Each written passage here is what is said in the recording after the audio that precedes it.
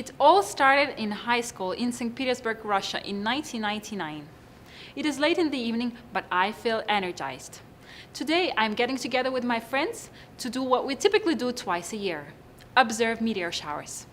I say my family bye-bye or пока-пока in Russian, hop on the last suburban train and ride for an hour or so. Now, away from the city lights, we find this wide open area. We put our sleeping bags and get inside. The tip of my nose sticking out is cold, but inside the sleeping bag it is nice and warm. Now we just lie and stare into this wide open sky and watch each meteor that passes by. We watch these fireworks, but there are no crowds. It is quiet and peaceful.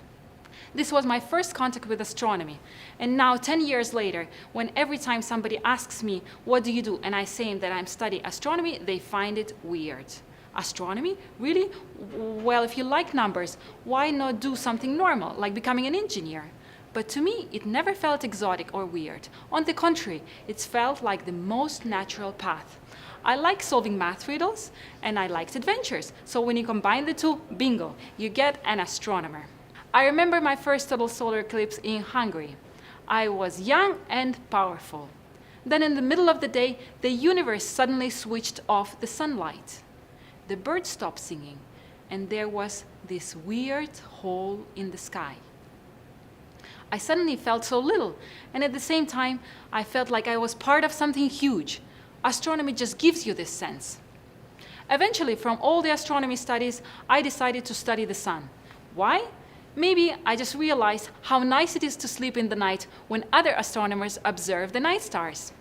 Now, after 10 years of looking directly at the sun, something your mom told you should never do, I could tell you for sure that our sun is weird. For example, did you know that our sun has moods? Sometimes it is quiet, but other times it becomes angry, it starts throwing things around, it spits plasma.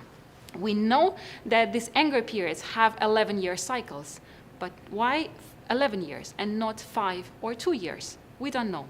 We also know that these anger periods typically happen inside sunspots. In my group at CU Boulder, we try to figure out why these sunspots sometimes lead to eruptions. We know that these eruptions like happening in groups. We also know that these eruptions happen when sunspots grow too quickly. An erupting sunspot is like a teenager who gets angry frequently. Would we ever be able to predict solar anger periods, or in science terms, space weather, in the same way we do it here on Earth? Well, we're still in the very beginning of our discovery adventure. Recently, solar scientists have built 3 new solar telescopes to look at different aspects of solar life for the first time. We are now entering the golden age of solar astronomy.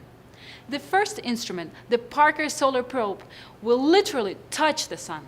It will burn inside it. But before it does, it will tell us everything about the material that the sun spits out.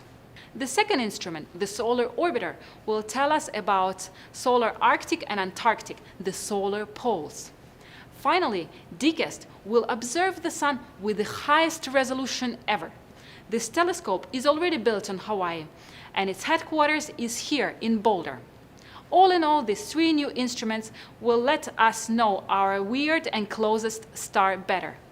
We just have to be prepared to be bold and adventurous.